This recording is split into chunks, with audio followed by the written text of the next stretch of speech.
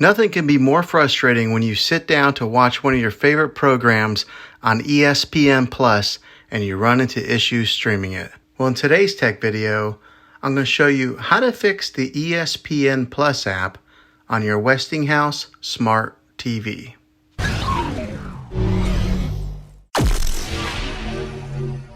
I'm going to show you a few really simple ways to try and solve your problem and get it back up and running again. The first one, it's the easiest one to try, and that's to unplug your TV from the wall outlet and wait 60 seconds.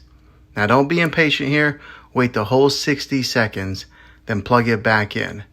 This is very different from turning your TV on and off with your remote control. This is what we call a hard reset of your TV.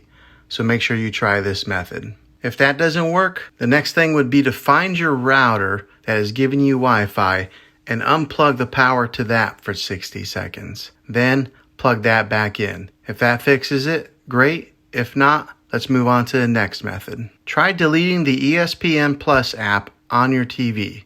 Go to wherever the apps are located on your system and remove the app altogether. Then reinstall the ESPN Plus app again. After you reinstall it, you might have to log back in with all your credentials, but hopefully this will work.